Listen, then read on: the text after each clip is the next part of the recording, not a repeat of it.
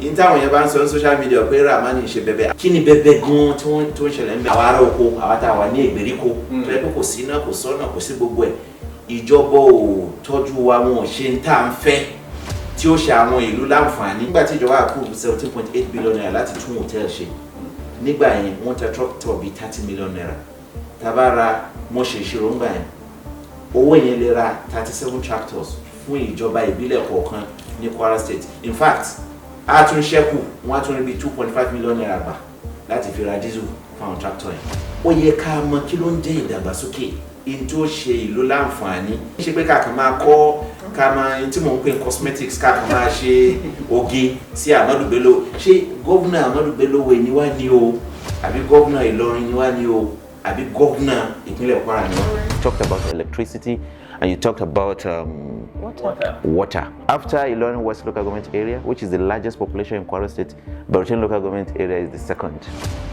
But unfortunately, we are disadvantaged. We've had positions, we've had maybe deputy governor, we've had ministers, we've had all those things. But why have we not been able to convert or to solve most of these problems, despite the fact that in the past we've had opportunities to produce maybe a minister and others? Why do people get position and end up not utilizing the position to get results? The concept of politics in Nigeria is, erroneous. People perceive politics in Nigeria, when you say you are a politician, hey, people look at you as if you are the worst person. Politics is not so, and it is only us, the citizens, that can change the narrative. Politics is not about unpatriotism. Politics is not about corruption. Politics is not about greediness. Politics is not about mediocrity. Politics is not about nonsense. Politics is a real business that every citizen should get involved. In fact, in my own view or understanding of politics, I see it compulsory. It's something obligatory that every citizen should take part. Nígbà tí Saraki wà ní governor ní 2003 títí 2011. Tẹ́ bá wo Ilorin sí Baruten ìgbà míì wà, ó depend lórí ọkọ̀ tí yẹn bá ń wọ̀. Ìyẹn lè lò 16 hours, ìyẹn lè lò 7 hours, ìyẹn lè lò torí ọ̀nà yẹn ò dáa.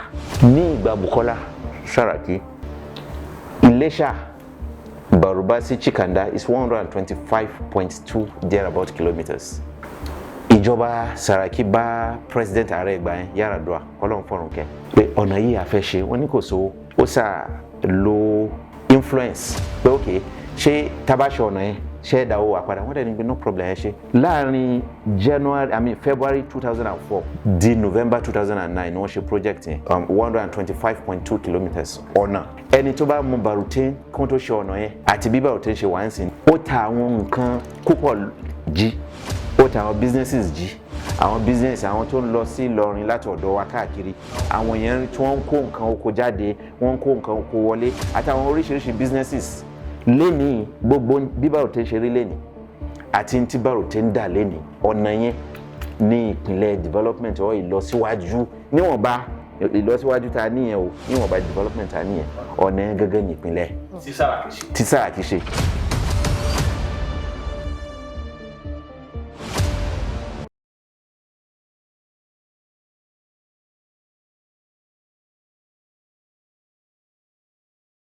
Ladies and gentlemen, how are you doing? Welcome to another episode of The Bridge Podcast. If this is your first time here, The Bridge Podcast is a place where we bring issues alive, where we disconnect and connect and unconnect and bring together everything that's been scrambled in your head about the people that you have been seeing on your televisions or on your screen, and you have so many questions about them. My name is Obasa Olubanke, and I'm here with an important person who's also going to be my co-host for today, which is Galadima. I don't want to do any introductions for you, so please go ahead.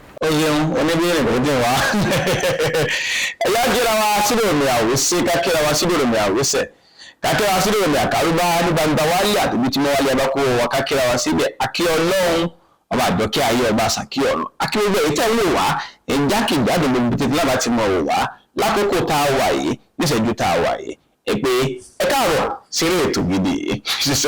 And there's something always very beautiful about the way we introduce ourselves in indigenous languages. So sounding like incantation, but okay. As long as nobody turns to yam in this place, I think I'm okay. Let's get straight to it. Our guest for today, he is a very important person. He is a politician, he's an entrepreneur, and he's also a farmer.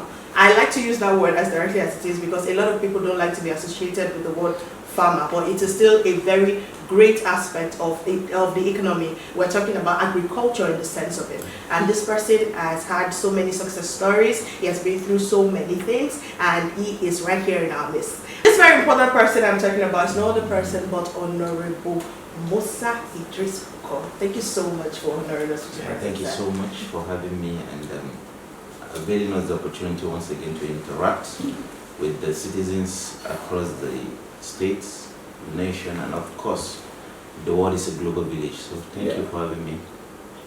You're welcome, sir. Thank you for having me. So I feel like Ganaduma would like to be the one to do the honors. Honorable Musa Idris Buko. Now, Yes, sir. Gẹ́gẹ́ bí comrade okay. 30 wà nínú politics ti pẹ́ díẹ̀. Ẹ wà nínú ara àwọn tó ṣe Otoge nígbà yẹn. But later ẹ padà ní ìbáṣepọ̀ pẹ̀lú Dr. Bukola Saraki. Kí ló fà tẹ́ fi switch sí Bukola Saraki 1010? Okay. Ẹ ṣé mo dúpẹ́.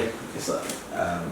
Gẹ́gẹ́ bí ẹ ṣe sọ ní ìrìnàjò yẹn bẹ̀rẹ̀ ní 2017. Okay, sir.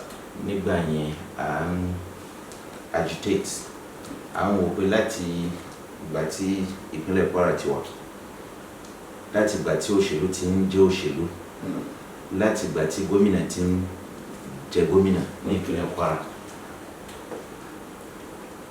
àti rí ìyàn tó wá láti ibi tá ń pè ní Kwara North ní ìpínlẹ̀ Kwara tó rọ critical local government márùn-ún, ìyẹn Baruten, Edo, Kayama, Moro àti Patigi local government area, àti èrè gómìnà kó jáde láti bẹ̀yẹn láì ṣe fún 22 months péré, ìyẹn ní January 1992 títí di November 1993. That's tebaka ẹ rí pé bí 22 months nìyẹn. 22 months péré ṣó láti gbà tá a lè ti create Kwara láti nǹkan bí 1967 nìyẹn. So àwọn wò pé tẹ́ bá wo ìpínlẹ̀ Kwara lẹ́nu agbègbè wa tá à ń pè ní Kwara North, mi fẹ́ sọ pé our backward, but tẹ́ bá wo indices nípa ọ̀nà ni o, iná ni o, omi ni o, gbogbo nǹkan tó mú ìgbésí ayé rọrùn fún àwọn ọmọ ènìyàn, àbí iṣẹ́ ni o, àbí àwọn ilé ìwé tó ṣe dáadáa ni o, ó bẹ̀rẹ̀ láti primaries, secondary tó fi dé àwọn tertiary educational institutions, ẹ rí pé gbogbo agbègbè tí mo kà yẹn ó kù díẹ̀, kí n tẹ́lẹ̀ pé ó kù díẹ̀ káàtó, gbogbo àwọn tí mo kà kalẹ̀ yẹn ò fi bẹ́ẹ̀ wà ní gbogbo agbègbè yẹn. So nígbà tá a rò jinlẹ̀, tá a rò sọ́tún rò sósì, tá a fi kún lókun, ó yé wa wípé kò sí ní tó lè mú ìdàgbàsókè wá agbègbè láì ṣe pé a leverage or láì ṣe pé a lo into ìbò ń pè ní institutions of democratic governance. Tẹ́lẹ̀ institutions of democratic governance ó ní ṣe pẹ̀lú executive arm, ó ní ṣe pẹ̀lú legislative arm, ó ní ṣe pẹ̀lú judiciary. So gbogbo àwọn kìíní mẹ́tẹ̀ẹ̀ta yẹn àwọn ní veritable tools or leverages tá a lè lò láti mú ìdàgbàsókè wá sí agbègbè wa. So ní 2017 group kan wà tá a pè ní coalition of Kwara North groups, àpéjọpọ̀ àwọn oríṣiríṣi association tàwọn ọ̀dọ́ ni o àtàwọn group káàkiri local government márùn-ún tí mo kà síwájú yẹn láti Kwara North, wọ́n ní pé ó yẹ ká ní rallying points, ó yẹ kí gbogbo wa ká ní ká sopọ̀, ká lẹ̀pọ̀ dáadáa, ká dọ̀kan. Òun ló lè mú wa sọ̀rọ̀ sókè. Tá bá sọ̀rọ̀ sókè, bẹ́ẹ̀ ṣe mọ̀, tẹ́mi bá ń sọ̀rọ̀ tí mo ń sọ Bàrùbá tẹ́lẹ̀ ń sọ Nupe tẹ́lẹ̀ ń sọ Fúlàní ṣe mọ̀ ẹ̀kọ́ máa wà bẹ́ẹ̀ tí gbogbo wa bá lẹ́pọ̀ tá a ṣera wa lóṣùṣùn ọwọ́ ó ti yé yín tá a bá sọ̀rọ̀ ó máa loud so àwa bẹ̀rẹ̀ tí ní advocate pé okay kí governorship o ní 2019 election tó ń bọ̀ o Kwara North láti fẹ́ kí governor wa o gbogbo ẹ̀yin ẹgbẹ́ òṣèlú tẹ̀ wá ń Kwara o Kwara North ní kẹ́ consider o gbogbo ẹ̀ báyìí so in tó ṣẹlẹ̀ ni mi kì í ṣe olóṣèlú láti bẹ̀rẹ̀ but I'm a community, I'm an advocate for good governance. Ìtẹ̀síwájú ọ̀dọ́ wa agbègbè wa ó jẹ mí lógún púpọ̀. It's my utmost priority. So inta bẹ̀rẹ̀ ni kí má fọ̀rọ̀ gùn àṣẹ̀yìnwá àṣẹ̀yìnbọ̀ gbogbo ètò òṣèlú yẹn PDP ló kọ́kọ́ ṣe primaries ní 2019 Ọlọ́run ò jẹ́ kí ẹni tó jáde fún gómìnà ẹni tí PDP gbé jáde fún ní ticket kò wá láti agbègbè wa ó ti yẹn so ó bí wa nú inú wa ò dùn so n ló mú irú àwa yìí láti lo gbogbo ọ̀nà tá a ní gbogbo ntọ́lọ́run fún wa láti fi mobilize fún ìjọba APC ló jèrè ẹ̀ ìyẹn ntẹ́ pé ní Otoge yẹn so ìjọba APC ló jèrè ẹ̀ ó ti yẹn tí wọ́n fi wọnú ìjọba àkọ́kọ́ nìyẹn then ẹlẹ́kejì àwọn ò pé well ìgbà tó jẹ́ pé ìjọba tuntun ni ó ní àwọn èròǹgbà kan táwa ní tó jẹ́ wá lọ́kàn pé okay we are starting on a clean slate okay pé ká ṣe dọ́gbadọ́gba ká ṣe déédéé ká fún Késárì lẹ́tọ̀ọ́ Késárì ó ti yé Késárì fún Késárì kẹfìtolúwa fólúwa ó ti yé so but ìgbà tí ìjọba yẹn bẹ̀rẹ̀ you know kì í ṣe pé yes by virtue of pé mo jẹ́ chairman coalition of Kwara North groups nígbà yẹn ṣe mọ̀ ìyẹn máa is a formidable group asúmọ́ ìjọba we have this but mi wà derailed ó ní tá à ń fẹ́ ṣe mọ̀ bẹ́ẹ̀rù ọjà ṣe lè tó ẹni tó bá mọ tó ń ṣe á mọ tó mò ń wá síbò sọ́jà ẹni tíyẹn bá dẹ̀ ń bá nọ́jà ní ẹ̀ ń ṣe kí ni o so wà distracted at all. So in town, so because of my, you know, àwọn èèyàn máa ń wò pé yes I'm a bet nígbèsí ayé mi tí wọnú ẹgbẹ́ òṣèlú kankan rí ju ẹgbẹ́ òṣèlú tí mo wà yẹn lọ. Ẹgbẹ́ òṣèlú ò lè wà. PDP. Yes. Okay. Banke. All right, sir. For in case anyone didn't catch it, he is a prominent, or let me say, an active politician in Kwara State, and he is from the Baruten local government area. And when you were mentioning that, you mentioned that you have this love for the advancement of your people. Of course. So, my question is, for a long time, there has been so many challenges. Let me use the word challenges that has been coming up over and over again, and even some being steady, like the light issue in the Baruten Kayama local government, the constituency as a whole. Why is it that for so many years, despite so many people that have been in charge, so many ministers, speakers, people that have been put towards that constituency, nothing has been done successfully about the light problems, even water? But let's focus on light. Why? Thank you very much. You know, like you rightly asked, you are just picking just 2 items. Yes. On the list of the wanton infrastructural deficit in that part of the state. Okay. Now, if you talk about Baruten Kayama Federal Constituency, for instance, for those that might just be hearing, there is need for them to be able to imagine what we're talking about. Okay. It comprises 2 LGAs, like you rightly mentioned, and then those 2 LGAs constitute 49.50% of the landmass of Kwara State. If you look at the landmass based on the Revenue Mobilization Allocation and Fiscal Commission 2013, you will see that the landmass of Kwara State is about 671 square kilometers. That is the landmass of Kwara State. So these 2 local government areas constitute 49.50%. We are talking about 50%. Let's assume, if you look at the square shape of this table, let's assume this is Kwara.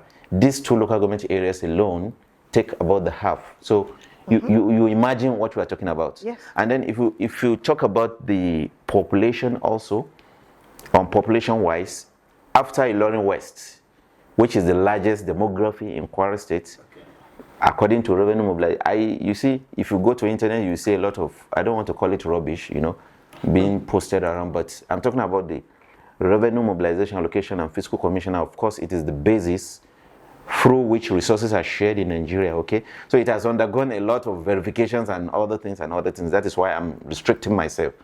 It's the most acceptable, data we can talk about. So after Ilorin West local government area, which is the largest population in Kwara State, Baruten local government area is the second.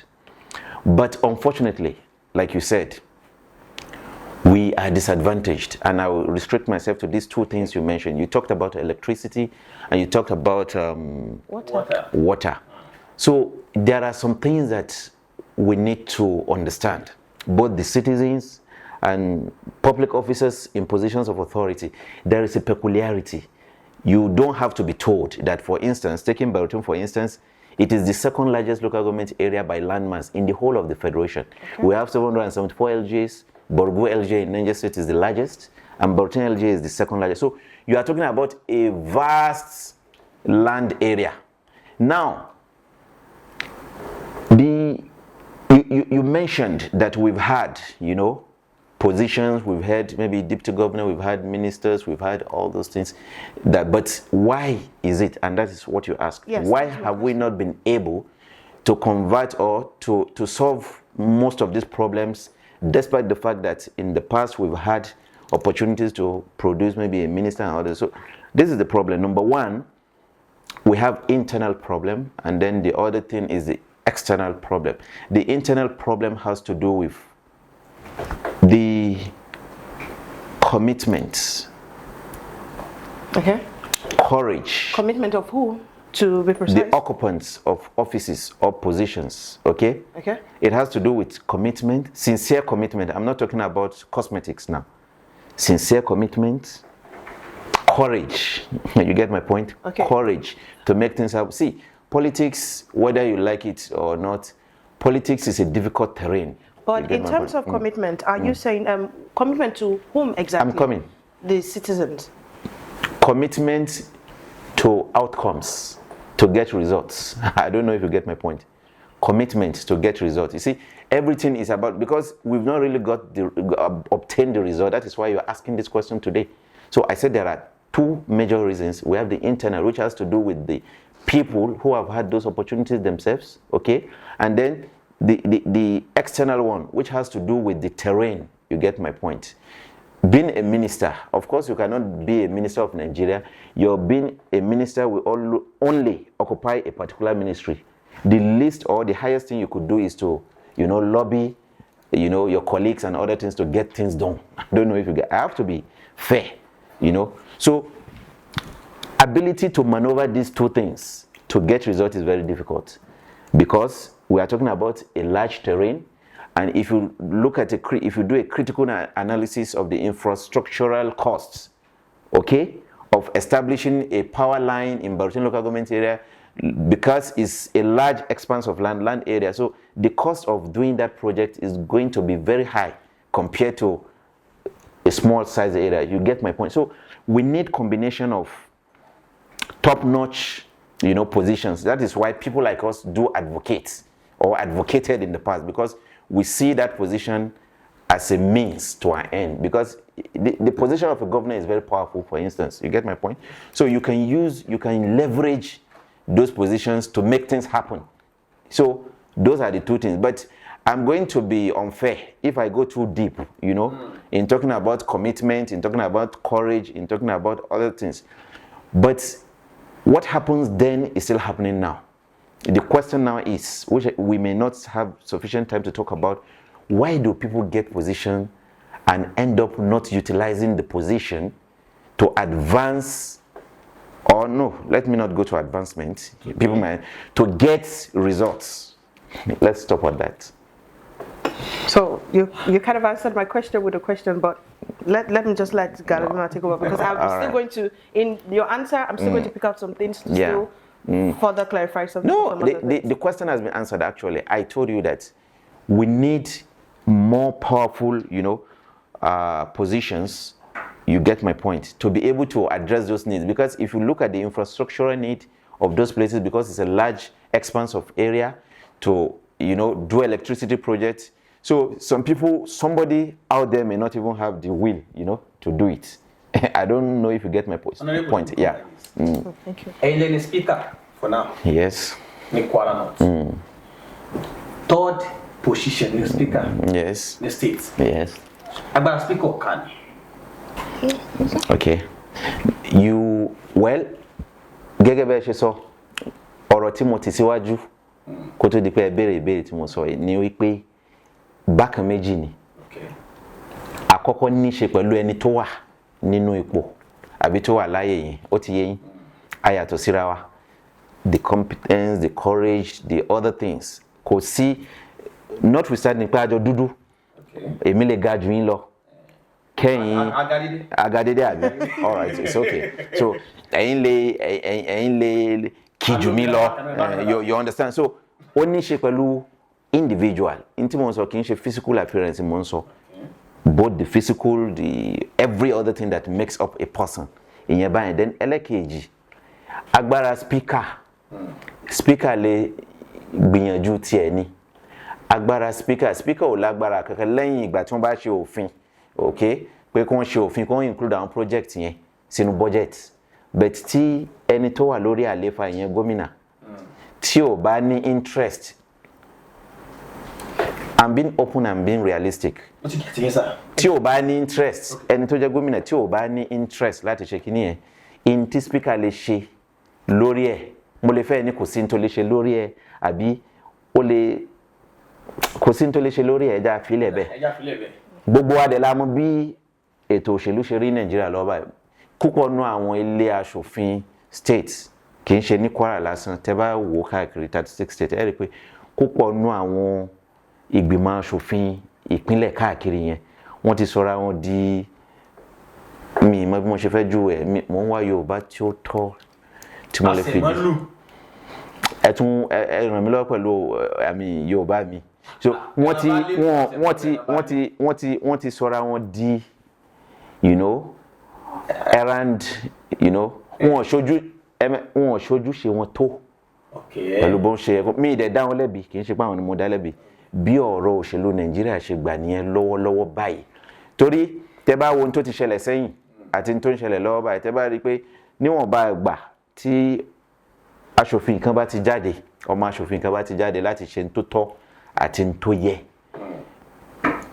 Kódà ní Senate kì í tẹ́ ń ṣe ní state ní àwọn ìpínlẹ̀ káàkiri, kí ni wọ́n máa ń ṣe fún ẹ gbọ́ pé wọ́n suspend ẹni báyìí àbí wọ́n yọ ẹni báyìí kúrò. So irú gbogbo àwọn nǹkan yẹn ló papọ̀ ní ò kí ń lè jẹ́ kí àwọn tó wà ní ilé aṣòfin ní o kán lè ṣe iṣẹ́ wọn bó ṣe tọ́ àti bó ṣe torí kí ni ipò ààrẹ àbí ipò gómìnà ipò tó lágbára ní púpọ̀ láti lè ṣe kí ni o láti ṣe àti má ṣe.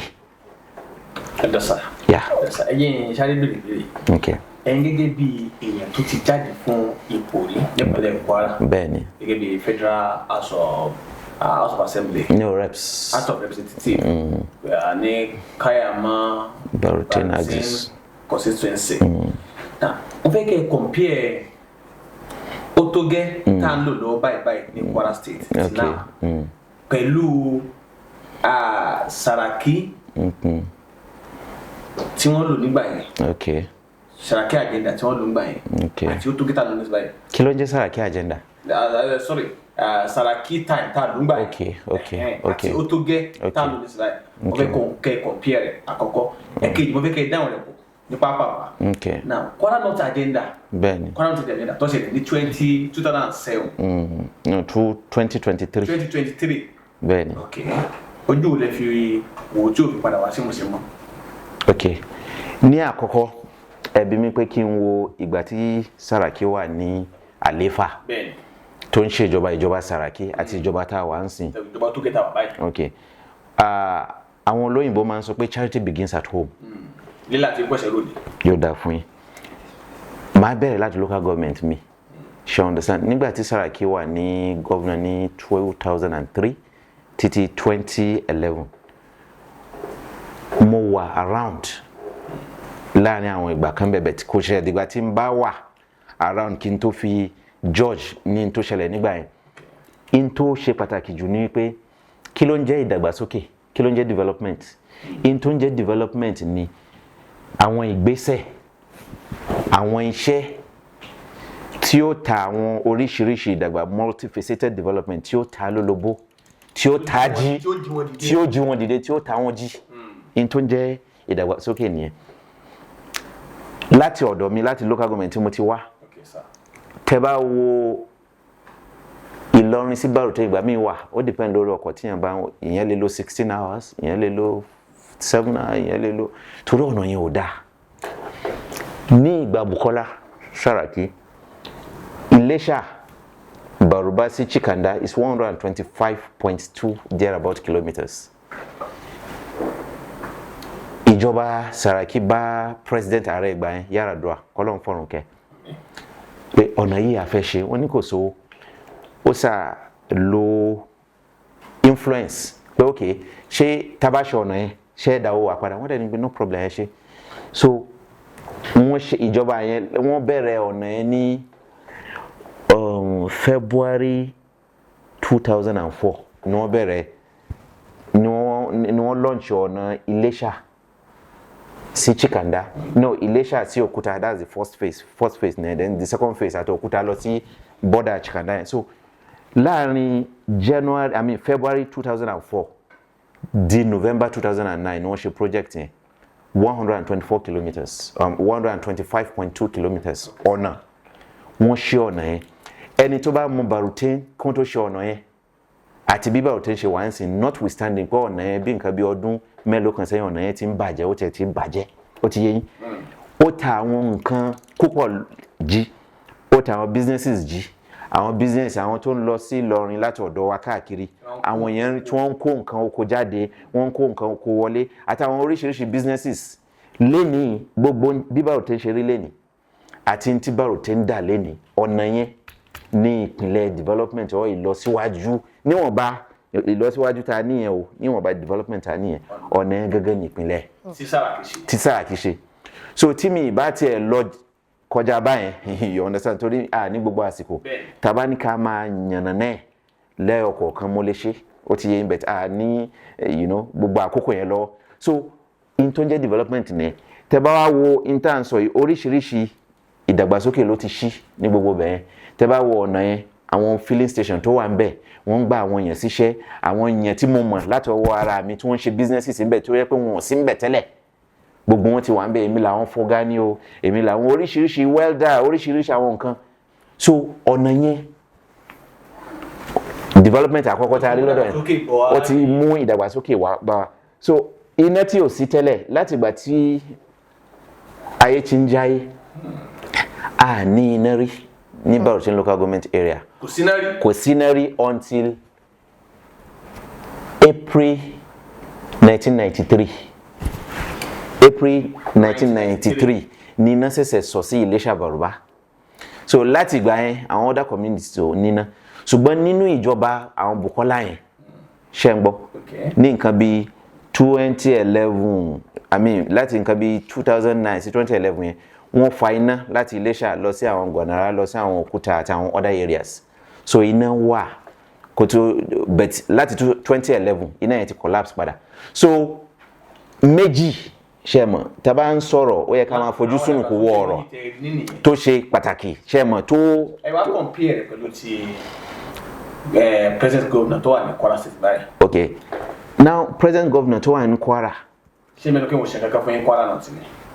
no kí n tó sọ̀rọ̀ mo fẹ́ ká wò ó báyìí náà tẹ́ bá wo ìgbà àwọn Bukola Saraki yẹn kí èló ní allocation Kwara State nígbà yẹn. mi ṣe politician. èmi ò ní mo mọ̀ mi ní sọ fún yín ẹ jẹ́ ká lọ wádìí lọ́wọ́ tá a wà yìí èló ní allocation tó ń wọ Kwara.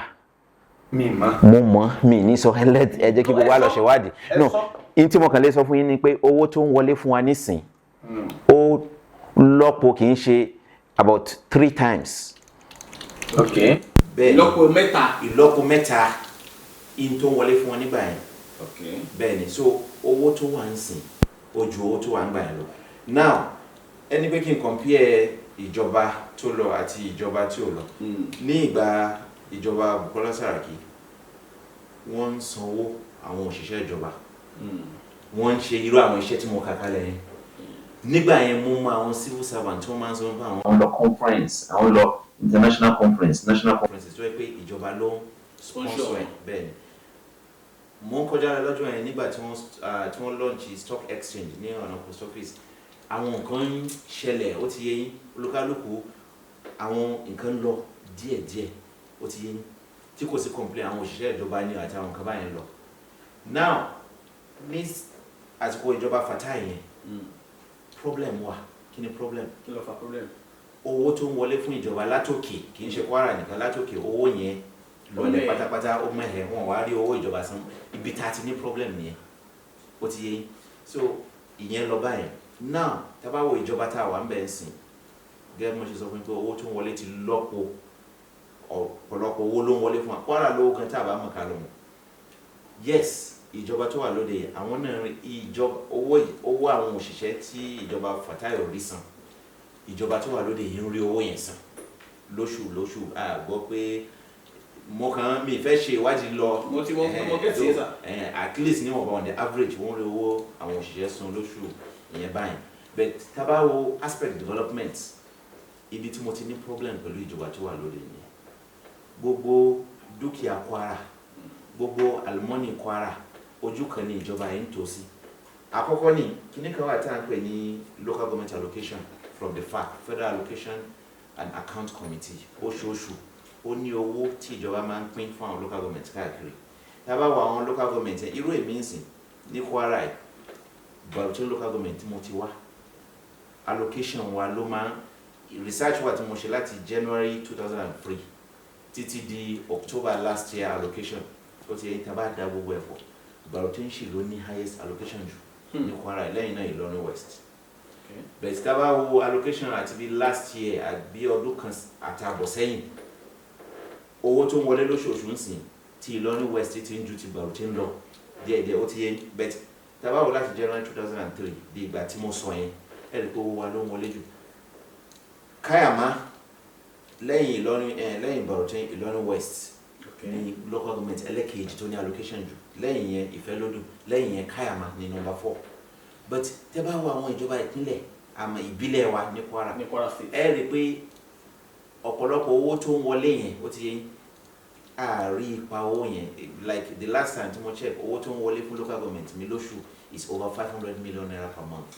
ó ti yẹ but tẹ́ bá lọ sí Baruten sí no láti ìgbà tí ìjọba ti wọlé lápòjúwe gbogbo owó tó ti wọlé fún Baruten from the federal allocation alone is over 20 billion naira ṣé ń gbọ́ so àmọ́ pé wọ́n san owó òṣìṣẹ́ lóṣooṣù èló lówó tí ìjọba ń san mi ìfẹ́ lọ sí gbogbo details ẹ̀ but we know what is going on but ẹ lè rí project gidi kan tọ́ka sí tó tó 200 million naira pé in tí local government wá ṣe ní láti ìgbà yẹn ó ti yé yín so mo kàn fi local government mi ṣe example nítorí àsìkò tí ò sí and the same thing is applicable in other local government so owó wa àjàǹfààní ẹ̀ ìyẹn báyìí ẹlẹ́kejì owó tó ń wọlé fún ìjọba ìpínlẹ̀ Kwara àwọn state allocation àti àwọn other sources of revenues tó ń wọlé fún wa a rí àwọn iṣẹ́ gidi tí ìjọba yẹn ń ṣe káàkiri àwọn agbègbè wa lẹ́yìn àwọn 2 kilometres wọ́n ń ṣe 2 kilometres road mi mọ̀ bóyá ó yẹ kilometre ok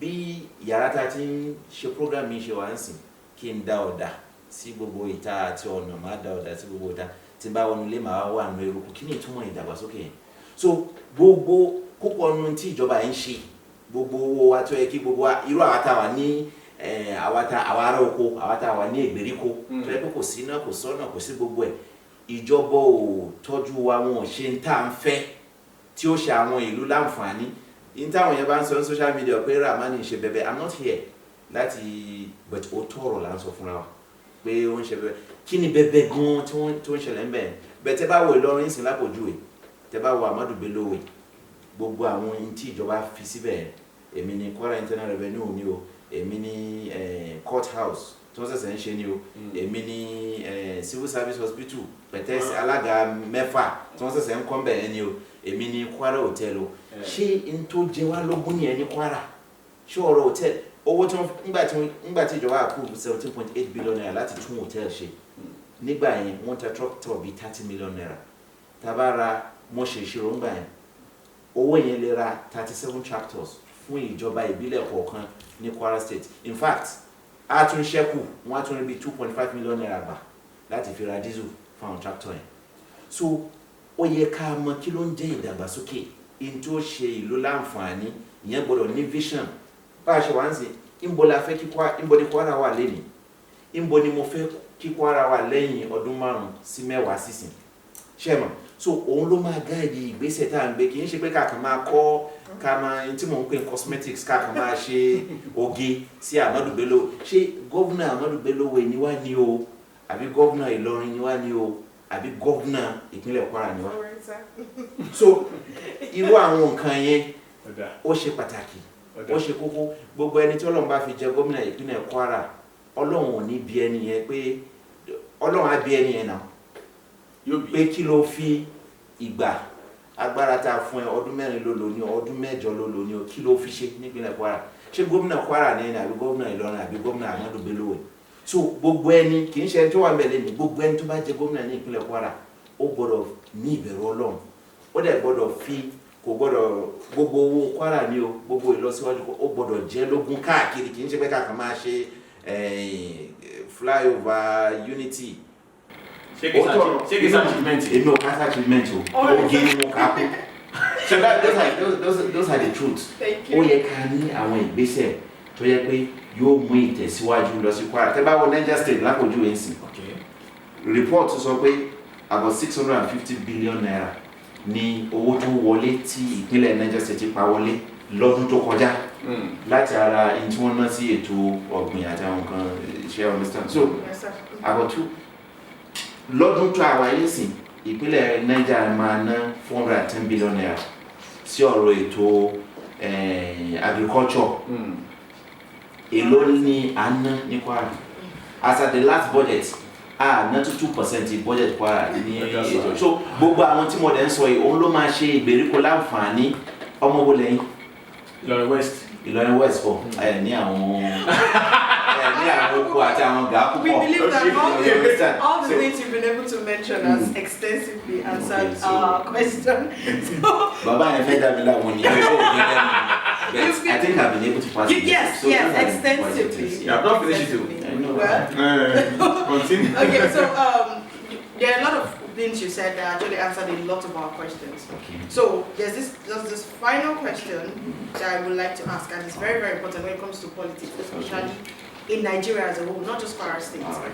You mentioned that everyone always has their vision when they are coming into power. Of course. So could this be the reason that it is very difficult for each changing government to continue a project that's been existing before by another government, especially when it is sustainable and they can continue it, especially when the citizens are already participating. For example, like the Shonga farms. Yeah. It was something that could have been sustained, but something just went wrong. And I believe that you who have you have the experience in agriculture, you should be able to tell us that. Why is it that it's just difficult for you to carry on the vision of a previous government with yours and continue it, especially if it is benefiting the citizens? In 2 sentences, if you can. Thank you very much. You see, the fundamental thing is that we in politics and the citizens need to play politics of sustainable development. It shouldn't be politics of where Bello is or politics of stomach infrastructure. No. And that is the major problem we are having. So if we are all patriotic, you have, as a presenter, you have the things you want, you have a picture of how you want your dear state to be or to look like. He has that, the electorates have that, everybody has that. You see, we are all going to be guided by that. No matter how messy the politics becomes, we will not derail. But what about when you already have a vision and a project that is already working, the citizens are benefited, then the government has to leave power. The next person who comes into power does not want to continue. That is what I'm trying. It's lack of patriotism. You get my point. So government, there's this popular saying that government is continuum. Government is continuum. soldier go, soldier come. Today, Barack will always remain. Yesterday, there are some people in power. Today, it is you in power. Tomorrow, it might be other people.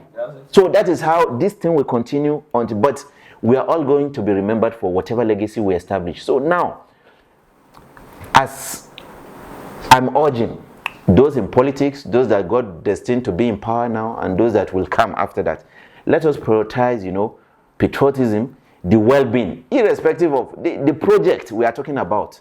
It's not Saraki's pocket money that we use in making that project. The money came from Kwara State's resources.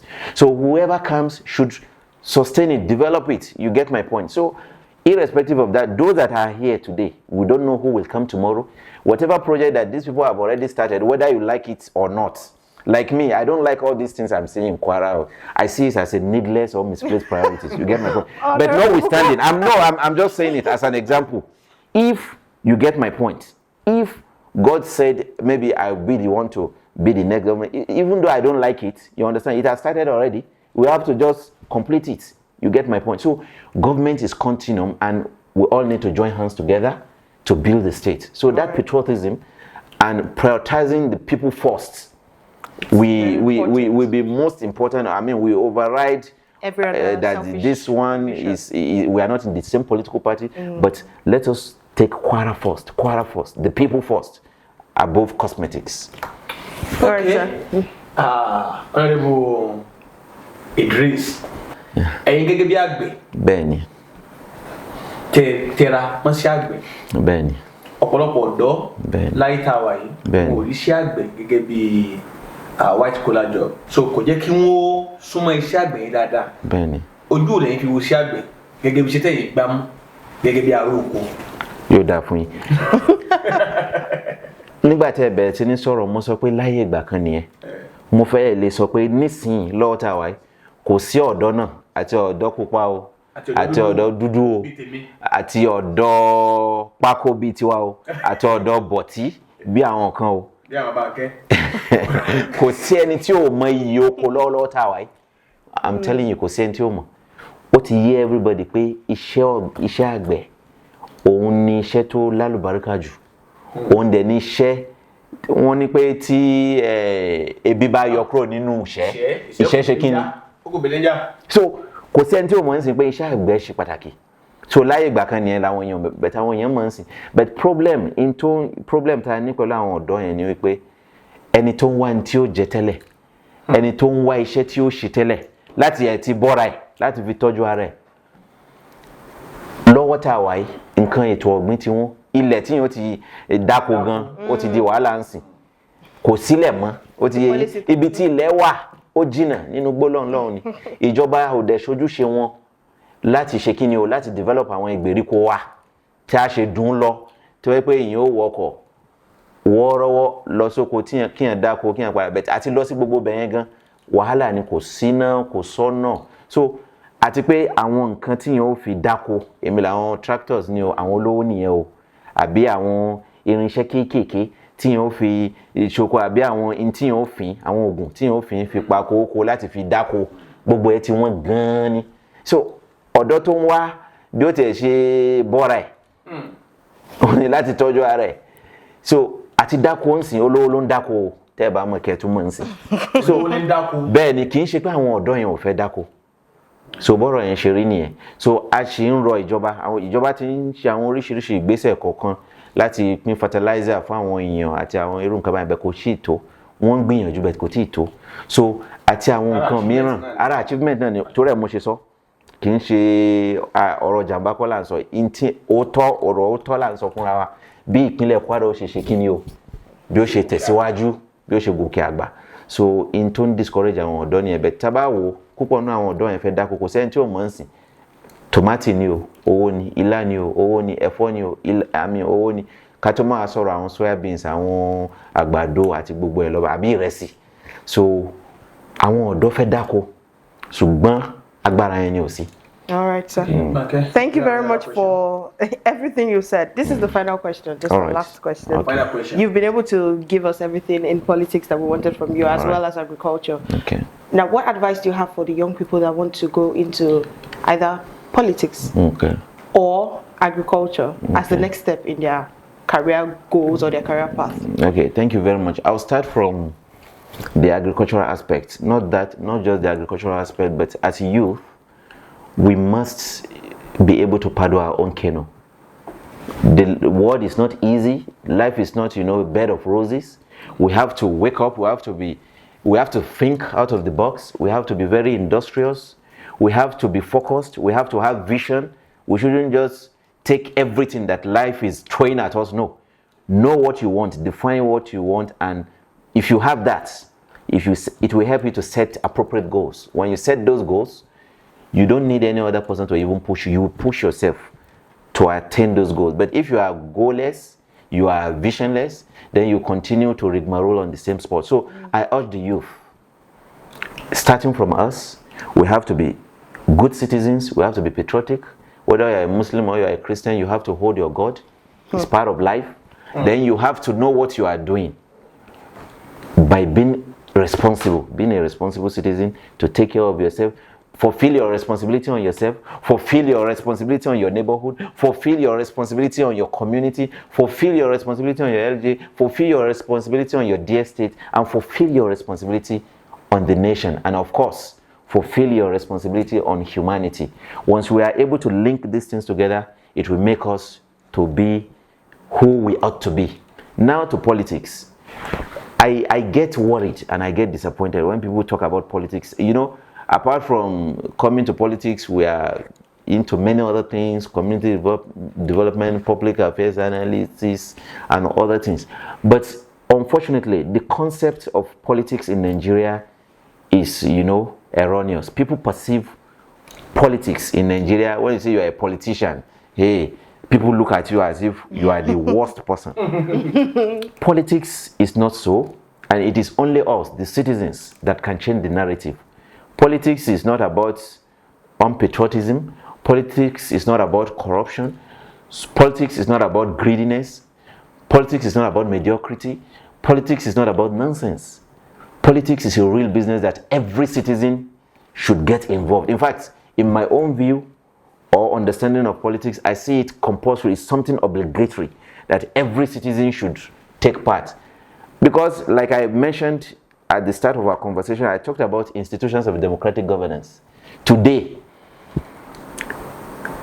we cannot make law except the people that are elected in the various legislative chambers, whether at the local government, whether at the state or at the national level. You cannot make law. If they make law today that you must not wear this kind of cap, if you wear it, it is criminal, it stands. You get my point? Irrespective of what you think about it, as long as that law is made. So that's number one. Today, we have executive chairman, we have executive governors, we have the executive president of the Federal Republic. If today, of course, who has the power to remove subsidy? Everybody is feeling the impact of subsidy. Who dares that? Except the president. So, and if a judge pronounce or pass a judgment today that they should go and keep me in one cell today, there is no amount of thing that will stop it. So that is power. Executive power, legislative power, and even the judicial power. So if the citizens do not key in to these things, meanwhile, this is the realm, or these are the interplay that defines governance. So if citizens are not, and the only visa to governance is politics. You cannot be a councillor without contesting election. You cannot be a House of Assembly member without contesting election. You cannot be an executive governor or chairman without contesting election. You cannot even be a commissioner without taking part in politics. So politics is very important. I'm urging the youth. We should get involved in patriotic politics. We shouldn't do politics because I want to be commissioner, I want to be chief of staff, I want to be this. We should take part in politics for the sake of our community, for the sake of our state, for the sake of our country, and for the sake of our unborn generation. Because if we are not getting involved, how many youths have voters card? How many youths mobilize one amongst them that, no, Galadima has been a so person. I think Galadima can represent Ilorin West. How many of us do we do that? But we go to the highest bidder. No. Galadima is billionaire. I will get some money from him. I mean, inshallah. So Galadima is a big man. I will get some money from him. So until we shun politics, money politics, position politics, stomach infrastructure politics, and embrace patriotic politics, need-based sustainable development politics, I'm afraid we haven't seen the worst yet. But I hope, programs like this and other activities will stimulate or will ginger people to get involved in politics for the sake of those things I mentioned earlier. Right. Thank you so much.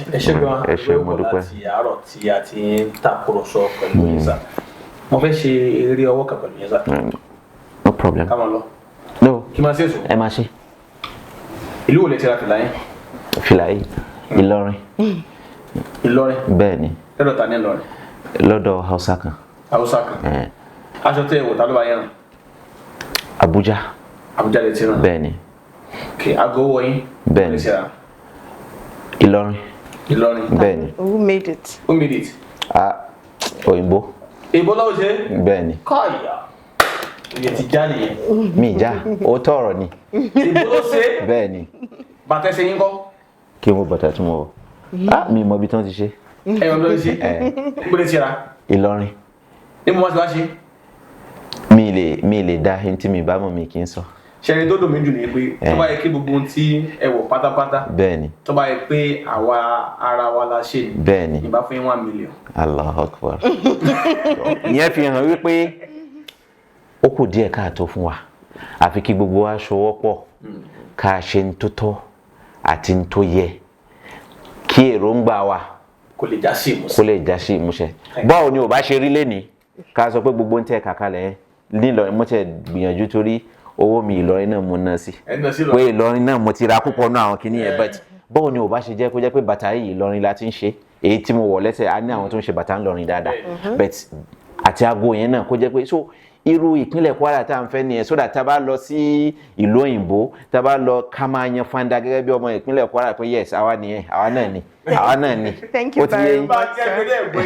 Well, very, very grateful, and we've learned so much. And I'm hoping that we've been able to get a lot of questions answered. We thank you again, sir, for honoring us with your presence. Thank you so much. And we believe that any youth who is out there will be inspired to want to take or go into any path in life for the right reasons, not just politics now, agriculture or anything they want to be. I want to say a special thank you to our partnering brands, Justice Visual Studios and Grand Plan Enterprise. Thank you so much for powering our program. And this has been a wonderful episode. This is still the Bridge Podcast. My name is Obasa Olubanke and I'm signing out. Ẹ ṣé adúgbò ẹ̀pọ̀ látàárọ̀ tẹ̀ ti ń bá wa bọ̀ ṣe ti gbọ́n tí Honorable sọ wọ́n jẹ́ kó yé wa yé pé má dúró lérí pé iṣẹ́ tí ń ṣe politician iṣẹ́ ò lọ sí politician nìkan kọ́ níṣẹ́ o ọgbọ́dọ̀ wáṣẹ́ ìdí nìyẹn tí Honorable fi ń ṣe àgbẹ̀ kún ṣe owó wọn Ọlọ́run bá fa àlùbáríkà sí. Abọ́lájí ọmọ Galadima ló kọ́ tèmi mo rí iná o ó dà.